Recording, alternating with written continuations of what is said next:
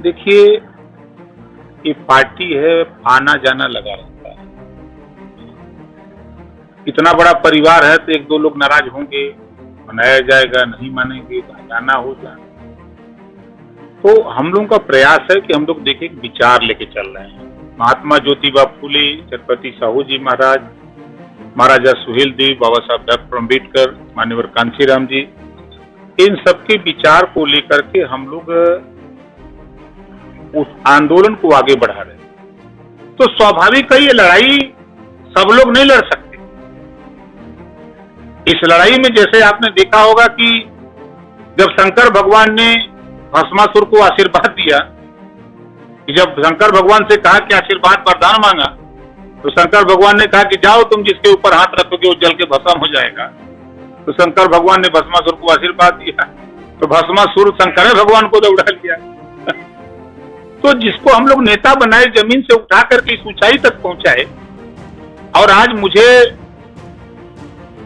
तकलीफ है, लेकिन सबसे बड़ी तकलीफ इस बात की है कि जिस झंडे और टोपी के दम पर विधानसभा का चुनाव लड़ा, मुख्तार अंसारी के खिलाफ 6000 वोट से हारा वो व्यक्ति लोकसभा का चुनाव लड़ा, अपना पैसा लगाया, और उसी झंडे टोपी के बल पे वो आदमी राष्ट्रीय उपाध्यक्ष की संज्ञा देता कि मैं राष्ट्रीय उपाध्यक्ष था, और उसी झंडे और टोपी पर उसी के सामने रमेश सिंह जूता जूता उस झंडे और टोपी को कचड़ रहे हैं, उसी पे पान खा के थूक रहे हैं। महाराजा सुहेलदेव जी का अपमान ओम प्रकाश राजभर कतई बर्दाश्त नहीं कर सकता है। एक नहीं सैकड़ों लोग चले जाएं, लेकिन महाराजा सुहेलदेव जी का सम्मान कभी झुकने नहीं देंगे।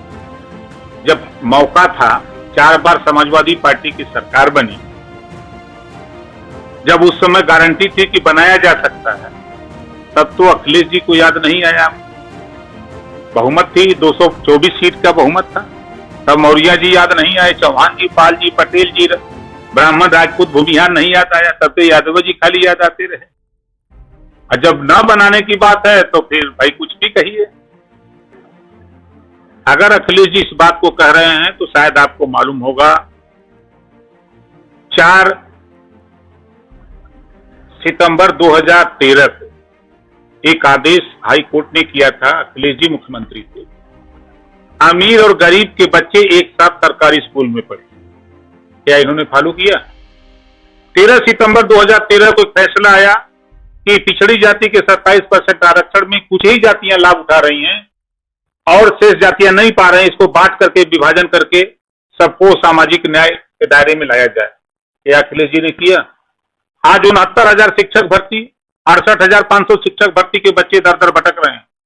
राष्ट्रीय पिछड़ा वर्ग आयोग ने बता दिया कि अनियमितता हुई है आरक्षण में। सरकार ने मान लिया, हाई कोर्ट ने मान लिया। क्या अखिलेश यादव जी कभी मुख्यमंत्री से मिलकर के इस बात को कही कि भाई ये इसको सही करिए?